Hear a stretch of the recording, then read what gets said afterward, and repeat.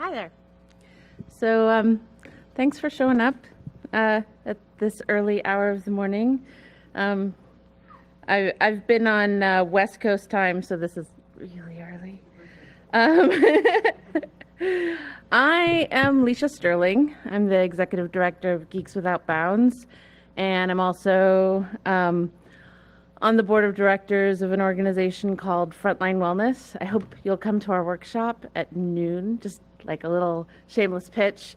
Where they've changed the name of the workshop we're doing at noon in the brochure. The real name of the workshop is Assholes and Infiltrators. So hopefully you'll come and find out all about assholes and infiltrators. And that workshop actually came out of some of the same work that I'm going to be talking to you about here at Standing Rock. So this talk is Tech Warrior Camp at Standing Rock, lessons for keeping the lights on and the live feeds streaming. So I've given a bunch of talks about Standing Rock, about what we did, about the security issues that we had there, and I wanted to make this talk a little bit different. So although the first part of the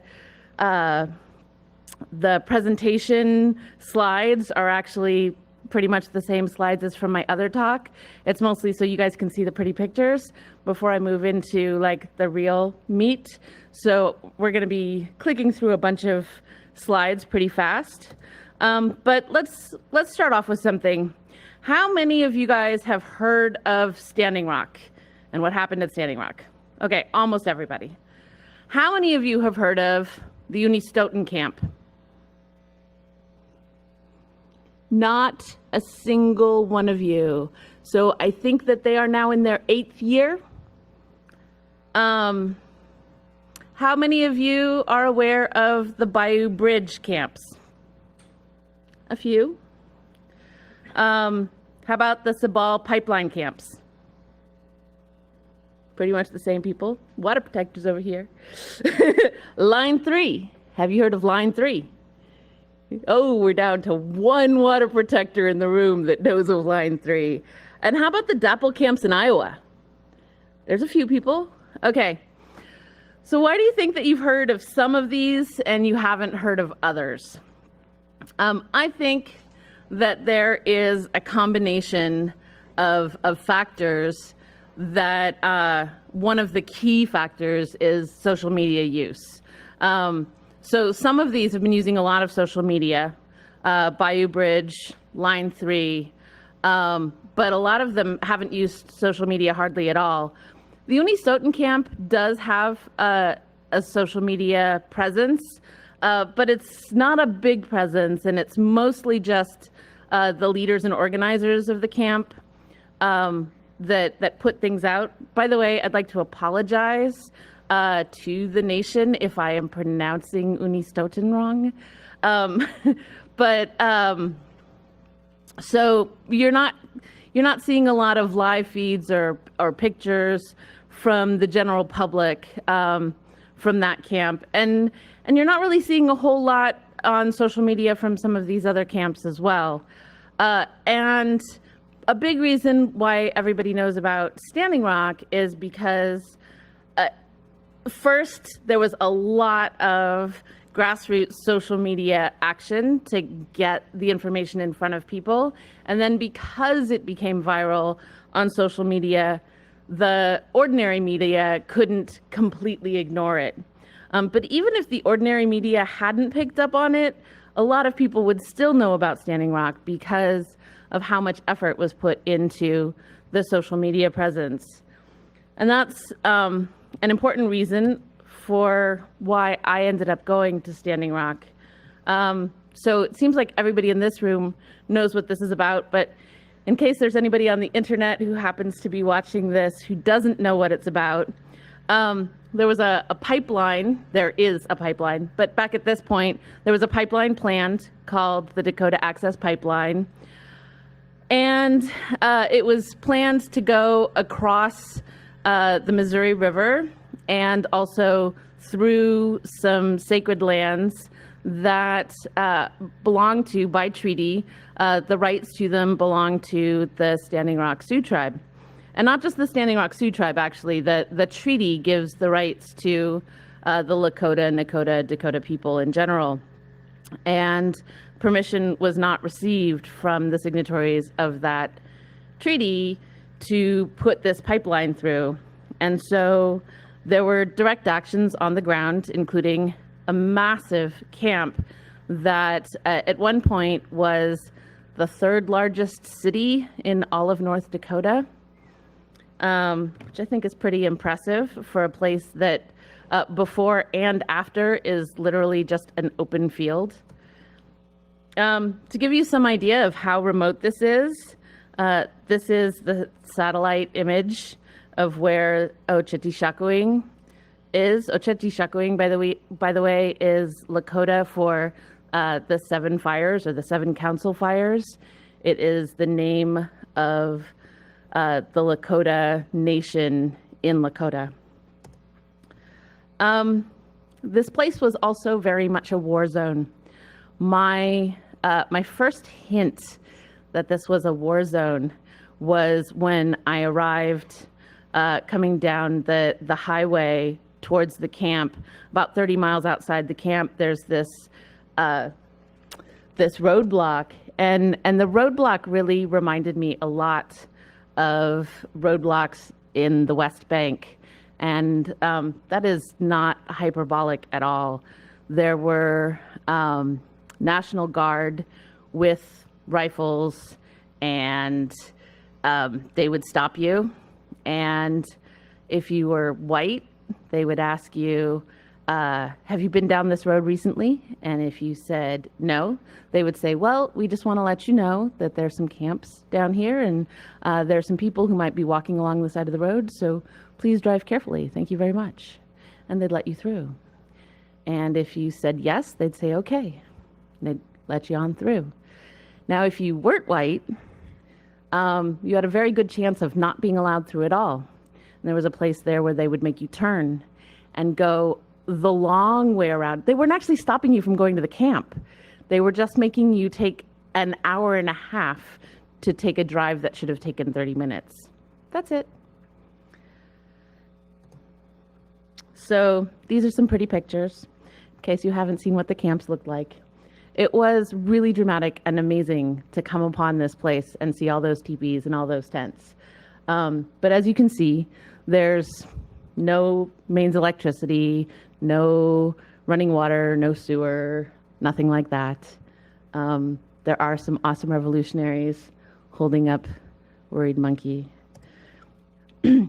So when we got there, or before we got there, we knew that one of the keys to Standing Rock already was the fact that they were getting the social media word out there. And they didn't have any internet at the camps. You had to travel 10 miles to get to the casino to use the internet. And the cell phone connection was bad, if not completely non-existent in the area, because this is really the middle of nowhere. But the Standing Rock Sioux tribe does have their own ISP and a mobile phone company called Standing Rock Telecom. And so what we did was we connected directly to Standing Rock Telecom using Ubiquiti power beams and beaming the network from where the internet backbone basically comes into the tribal lands at Standing Rock Telecom to a hill outside of camp, because we didn't have direct line of sight from one place to the other. So we went to a hill outside of camp and then beamed it down into camp. And from there we had a small mesh network, which sometimes was bigger than others. We'll get to that in a minute. You can see my other talks to find out how the plan of exactly how we would lay out the network changed and why.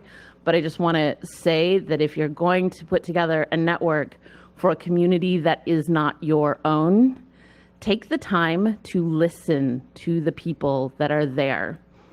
We thought that because the Sacred Fire was a place where everybody gathered, that there should be a network connection there. Had we not bothered to listen, we probably would have put one there, and that would have made people very upset. The people that mattered, that is. It would have made other people very happy because we were being told by white people constantly, right up to the very end, why don't you have a network node at the Sacred Fire? And the answer was, because the Lakota don't want one there. That's the Sacred Fire. So please, when you go into another community, make sure to listen before you act. All right, so we had to ship in a lot of equipment, and we were concerned about things getting messed with. So we had stuff drop shipped to UPS. I'll tell you that I don't think that that did us much good, because the rate of hardware failure was way above coincidental. We had to do a lot of driving to find the place where we would be able to get the internet down into camp, but that means that I got to see lots of beautiful North Dakota / Lakota territory views. So you see in that one picture down there, there is an old, I'm guessing it's like from the 1930s, windmill, defunct windmill. And that became our ad hoc tower on a hill, which is actually a sacred place. We were required, well, we were asked, but we required of ourselves because we were asked, that every time we went up there that we would bring tobacco and lay it at these stones at this sacred site, because it was kind of a big deal that we were putting up network equipment there. But this, you'll see this same tower in a little bit, and it becomes unrecognizable almost. So you can see the nanobeams where we were catching the internet in camp. And, you know, here's some of the process of us getting it all put together. Like I said, there were a lot of hardware failures. We had to swap out a battery, like, you know, one of those big batteries. We had to swap out a router. We had to swap out one of the power beams. There were just a lot of things that failed straight out of the box that just should not have been. Okay, so here's some more pictures of us getting that ready. But I'd like to remind you that this was a war zone. And there went my phone. So this was a war zone. I want to make that really, really clear, because when you're thinking about putting together your networks, even if you're putting together a network in your hometown, you need to think about what's going to happen in disaster situations, or, you know, when the government does stupid things. When I say that this was a war zone, I say it because I'm comparing this to the low-intensity warfare tactics that are used by the United States government and trained by the U.S. military to other militaries around the world to use against insurgent organizations. They were using infiltrators. In a few minutes, you're going to see some pictures of where they cut wires. They were destroying our solar systems on a regular basis. They walked away with entire solar panels. They walked away with deep cycle batteries. They walked away with a nano beam one time. They had people, if you've heard of Red Fawn, if you haven't heard of Red Fawn, look her up. She was actually framed by a guy who infiltrated the camps, managed to become her boyfriend, and then planted his own gun on her so that she would get arrested. And she's now going to jail for 57 months, even though she was framed, because the courts wouldn't let her show the evidence of being framed. And of course, there was the super militarized police that I'm sure all of you guys have already been complaining vociferously about how the U.S. police, or the police in the U.S., have gotten militarized. So we had a lot of troubles getting our network started. And in the process of that, over the course of a month of work, some of which was diplomatic work and some of which was swapping out gear that should have worked when it showed up but didn't, we finally got the network running. And hold on.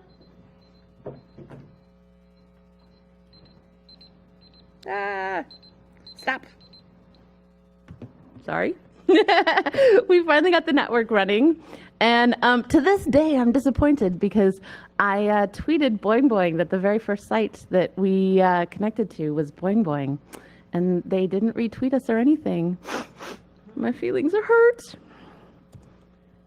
All right, so I was telling you about infiltrators. So they knew that we had internet a couple days later, and they started immediately trying to sabotage us. They didn't know we had wireless internet, so they went to the closest fiber box and tried to mess with the fiber, which when we discovered that, we thought that was hilarious, but I also feel bad for whoever had fiber to their homes that got messed with. And then the winter set in. We lived in tents with wood heaters, and our solar systems kept the lights on. We used LED Christmas lights. So if you ever find yourself in a situation where you need to keep the lights on and don't have a whole lot of power, remember LED Christmas lights. They are the bomb. Here's an example of another solar system. So we had trailers like this. We had, I want to say, 4 trailers like this. This one belonged to the Red Lightning crew, who were also the people who owned that dome in the back. For anybody who did come to camp, the dome was basically the community meeting place other than the Sacred Fire. It was a lot warmer than the Sacred Fire because unless you were right next to the Sacred Fire, it was pretty cold. And we had heaters inside the dome. There were morning meetings every 9 a.m. in the dome. There were dances, Thanksgiving dinner at the dome. This was a major important place. So Red Lightning brought this solar system, and the Tech Warrior team, although we didn't install this system and several of the other systems like it, we were still responsible for maintaining them. And when they got damaged, we would get called up on the radio, and one of the guys or gals that worked with me would head down and fix things. As I was saying before, the infiltrators were quite active. There was a nano beam up there. Somebody knew that the nano beam used power over Ethernet, so they didn't just cut the thing down. They first sabotaged the solar trailer that you just saw in the previous picture so that it wouldn't have power going to it, and then they cut the thing down. And we're assuming that the reason that they walked off with the whole nano beam was because they were hoping to get our passwords into our network. And so as soon as we found out that this happened, we had to change all of the passwords for the whole network. This is that same tower that you saw at the beginning. And this tower had some problems because we regularly got 60-mile-an-hour winds, sometimes even higher. And when you're rigging things up with, chewing gum and duct tape, the winds will have some effect. But an amazing woman by the name of Jill Ada Burrows went up in a snowstorm at like 20 below zero, which is when this photograph was taken. And I have no idea what magic she did. But after we'd been going up there every 2 or 3 days to fix it, after she did whatever magic she did to that tower, the wind didn't knock anything over for over a month. So that's that's the overarching story of what happened at Standing Rock. Like I said, there are other talks that go into a lot more detail about what happened at Standing Rock. What I really want to talk to you about is the lessons from all of this. So, first off, the revolution is not going to be televised unless it is live streamed first. You need to have internet if you're going to get the word out about whatever the heck it is that you're doing. You need to take pictures, you need to take video, you need to post memes, you need to get the word out by all means necessary. Have people write essays, Medium, whatever. Get the word out, encourage people to use their social media to share whatever it is that you're working on with your friends. I'm focusing a lot on why we need the internet in situations of activism, but the same thing is true in situations of, say, a refugee crisis or even an emergency, right? A disaster. Because if a disaster happens in the United States, we're probably going to know about it because of the news. But if the disaster is going on in, an island nation that the US news doesn't care about, how are we going to find out about it? The fact of the matter is, we're only going to find out about it if people are able to get the word out through social media. And if they're going to get actual real aid, they need people outside of their, small environment to know what's going on.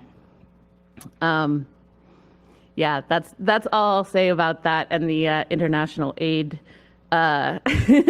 system, except to say that if the general public in high resource countries like the United States and like Europe don't know about some disaster that's happening in some smaller, poorer country, those people just really are not going to get the help that they need. But if we do know and we're talking about it and we're worried about it, it puts the pressure on. It puts the pressure on the larger organizations to get the things taken care of, but it also gives us the opportunity to do grassroots work to help out. And also in the case of a refugee crisis, like what's happening to the Rohingya Muslims. So who knows about the Rohingya and the fact that they're in Bangladesh right now? So there's a fair amount of people that know. And this is a case where the news is talking about it. But from what I've been able to gather from conversations with people know sort of these like broad overarching things about what's going on, but don't necessarily know the specifics, and not that many people know how they can help. And being able to use the internet actually helps those people connect with people that are close to them that actually can help, geographically close, I mean. So, lessons learned from all of this. People issues are harder to hack than tech. At Standing Rock, one of the reasons that it took us so long to connect to the internet was because I felt that it was really important for us to connect to the tribe's own internet and not connect to an outside network provider. Partly because it was a matter of supporting the tribe. We were here for the tribe's sovereignty. And around this issue, yes, this was an environmental issue, but this was also very much a tribal rights issue because the pipeline was being put through despite the fact that there is a treaty saying that you can't do that without their permission. So I wanted to stand on that ethic that we had to support the tribal sovereignty. We also had troubles with just getting permission to be in the place where the Hop Hill was. Like I said, we did get trained and told what we were supposed to do when we were up on that hill. It took a lot of listening, took a lot of learning and not coming in and being like, oh, we're the techies, we know what to do, we're just gonna fix this for you.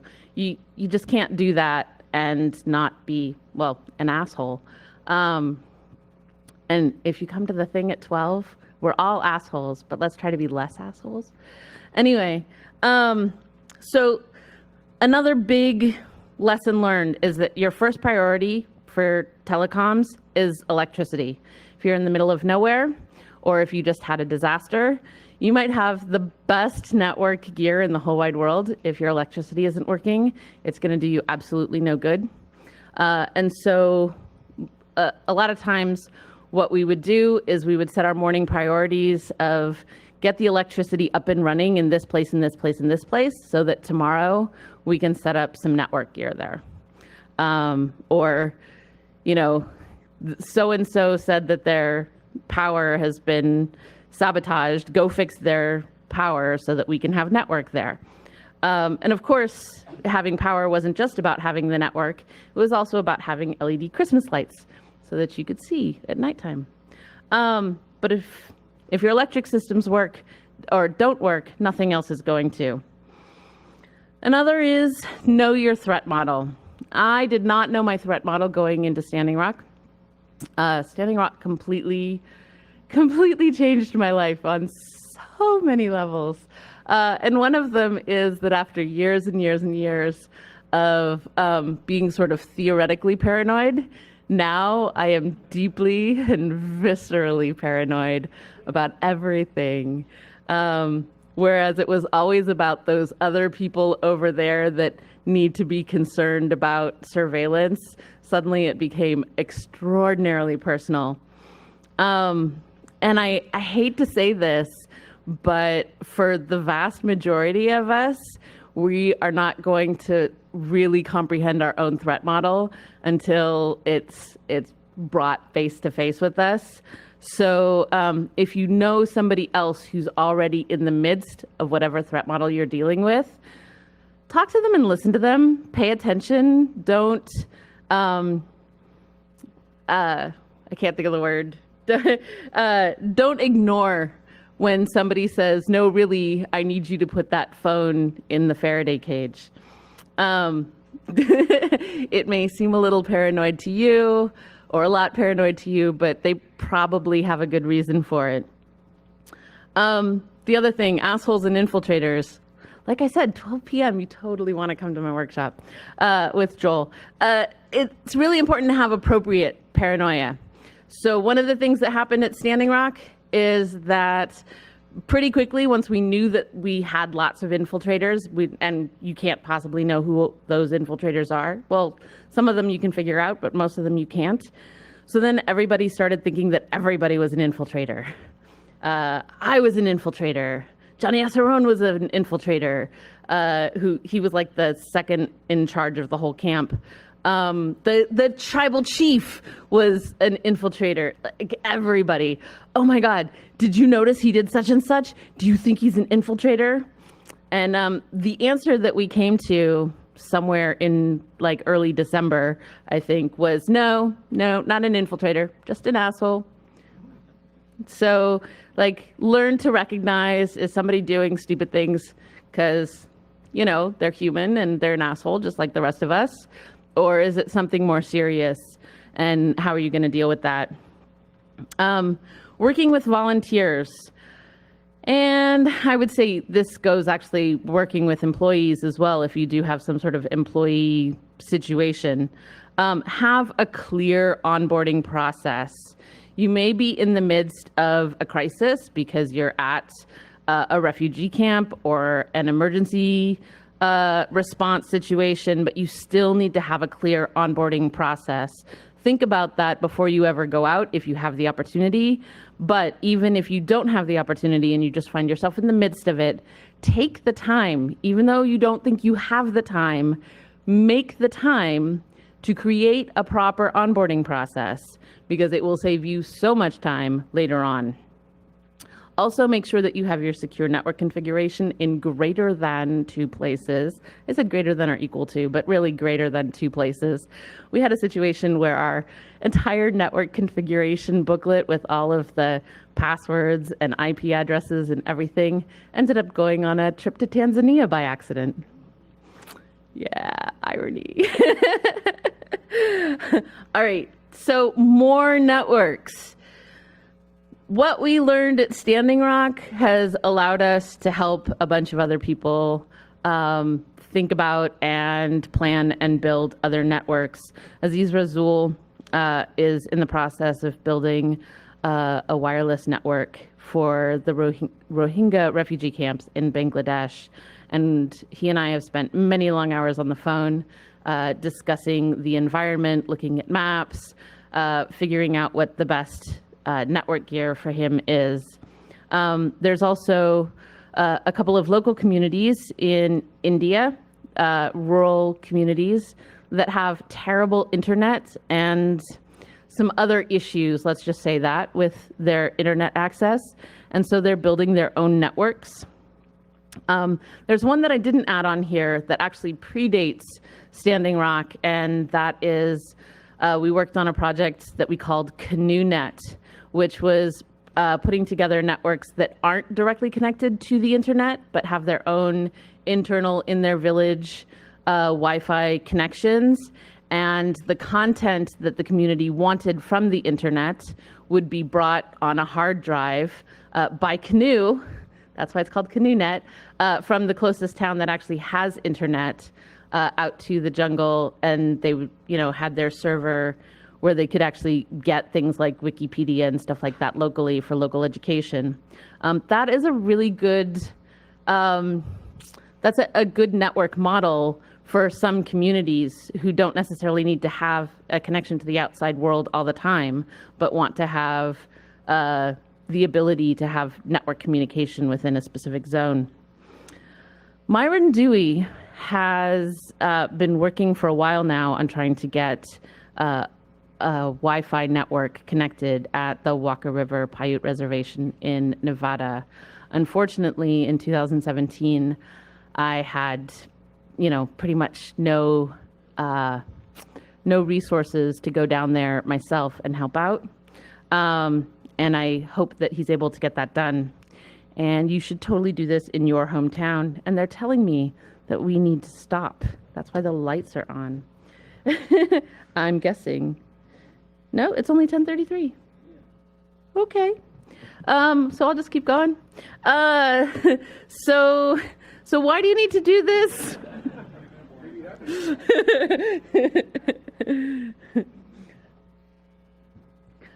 Look at me, I'm the president.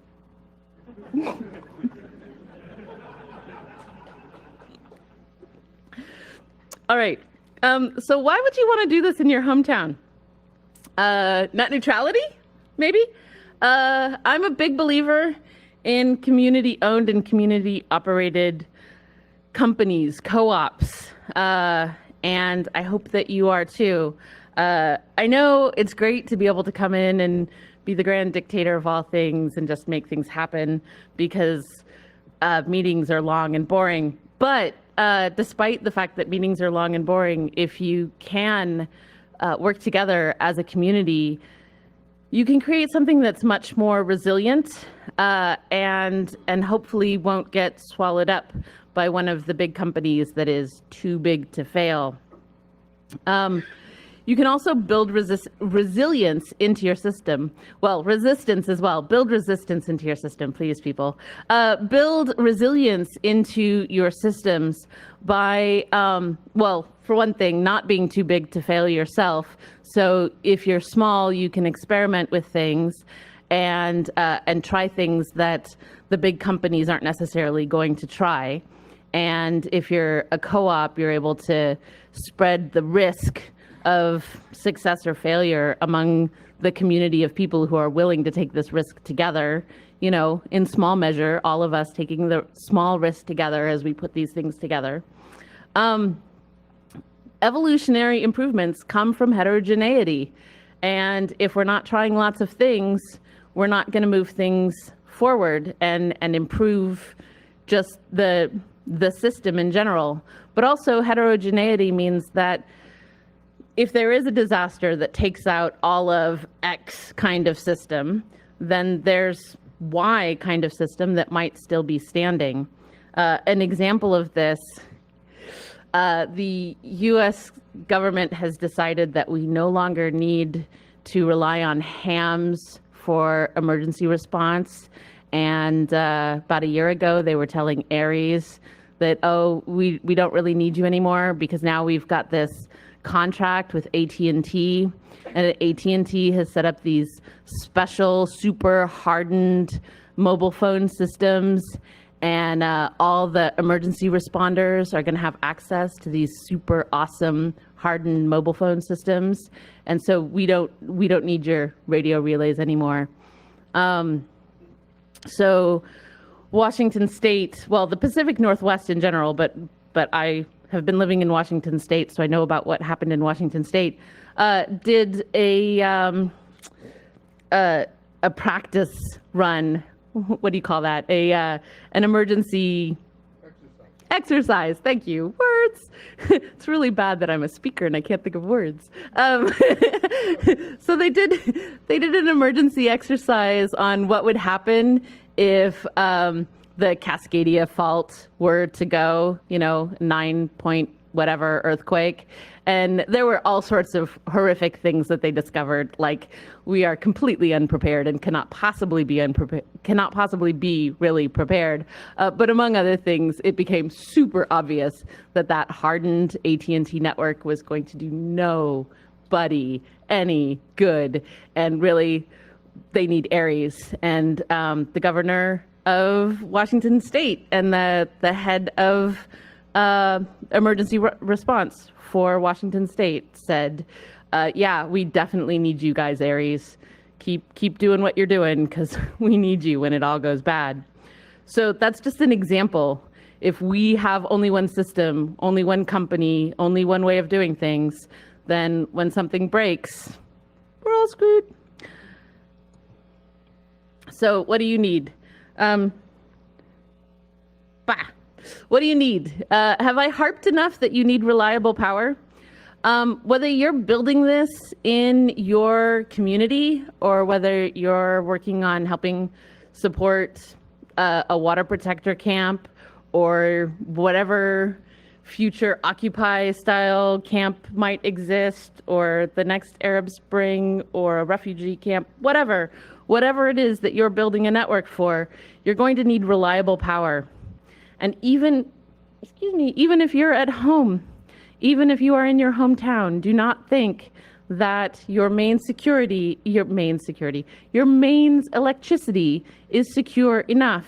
Sure, use your mains electricity, that's great, but have backup so that when there is an earthquake, a hurricane, whatever happens, that you can connect in your backup and have your network up and running even when the big guys aren't able to get it running in your neighborhood because your neighborhood isn't rich enough or important enough or whatever for the big guys to care about, at the same time that you know that you live in your place and it matters to you.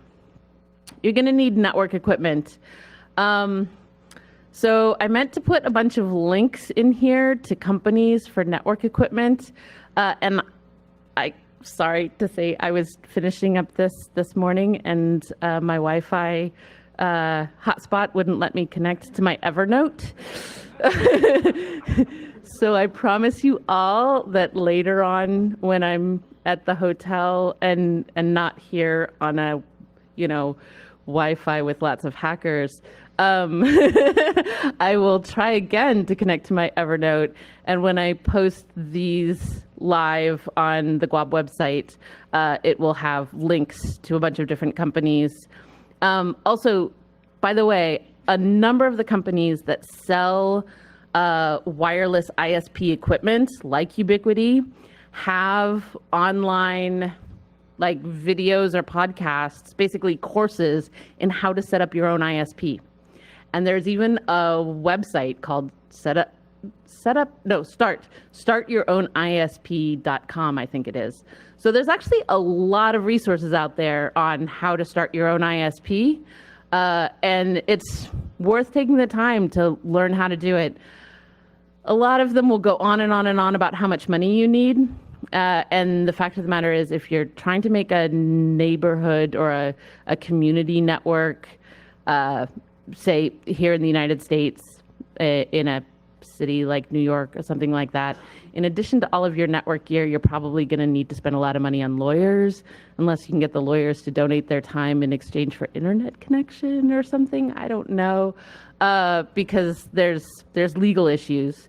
But if you happen to be at a resistance camp, or if you happen to be on sovereign Native American territory, you can possibly give the big middle finger to whomever needs middle fingers. So you're going to need a connection to the internet.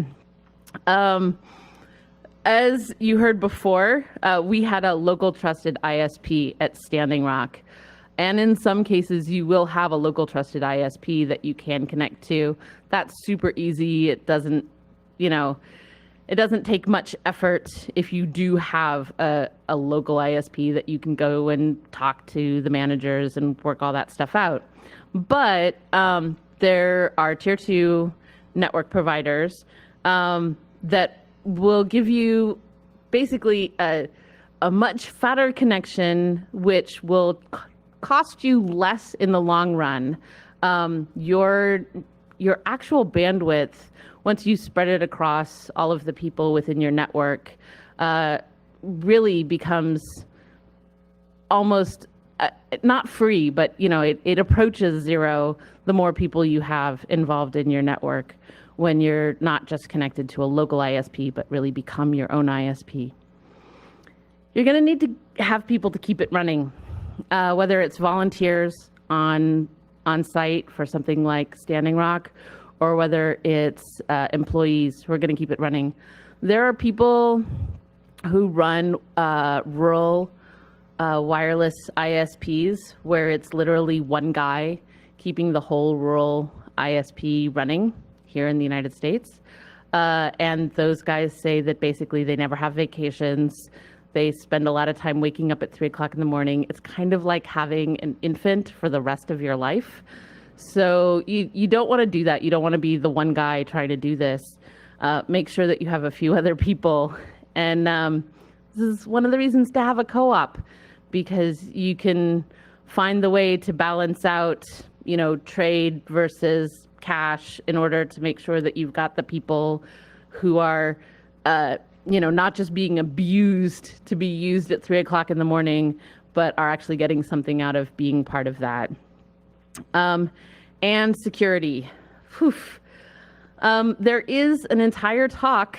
I gave a talk at Linux Fest Northwest, and I gave another talk at Seagull, I think, specifically about security issues that we faced at Standing Rock. And if you're really interested in what we had to deal with there, purely on the security side, you can look at those. But I just want to say, there is nothing that you can do that's going to make your network 100% secure. I don't think that I have to say that to the people that are in this room, but maybe the people who are watching it on YouTube in the future or something, I don't know. There's nothing you can do to make it 100% secure.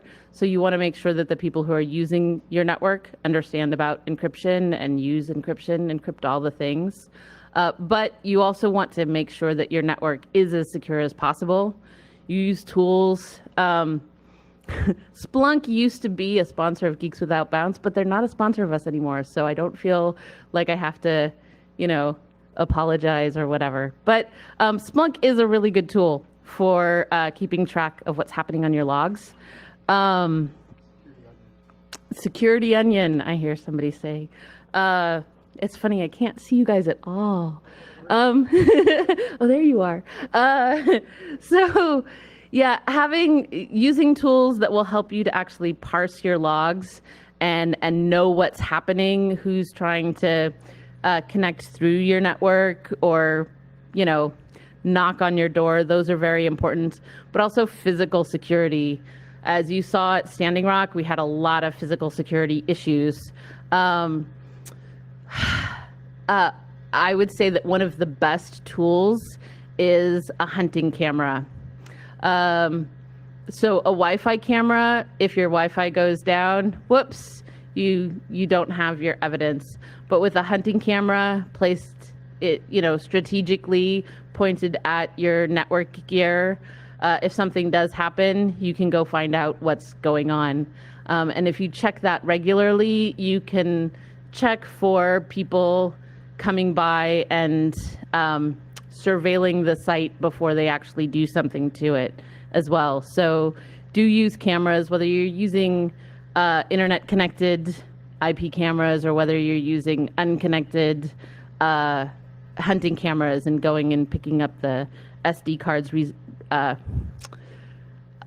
frequently. It's really important because you're probably not going to be able to have a person standing by every single network gear.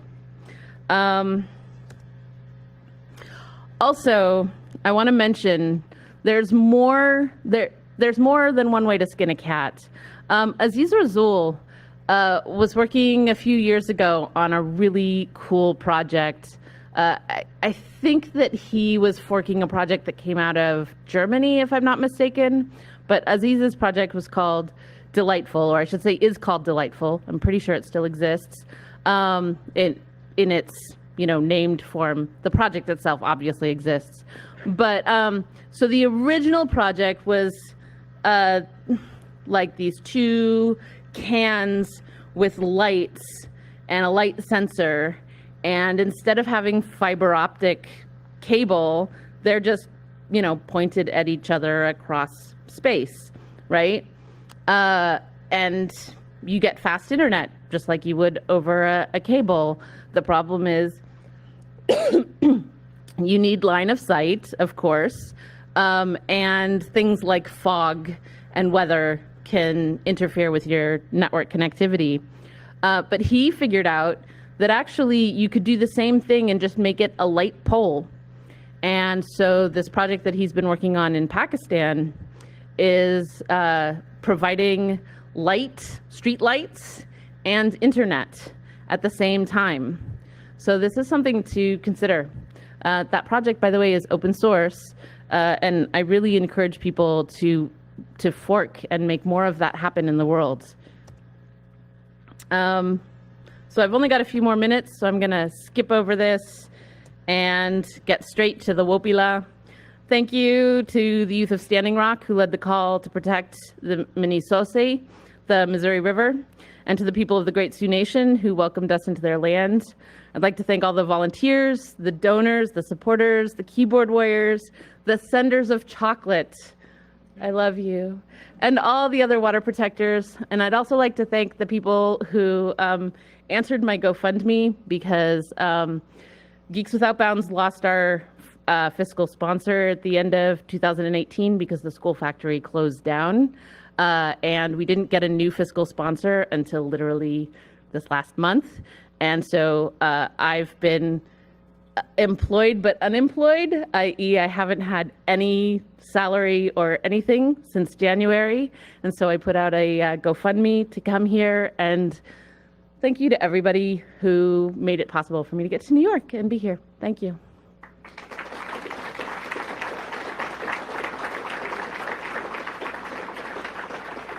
Do we have time for questions at all, or we're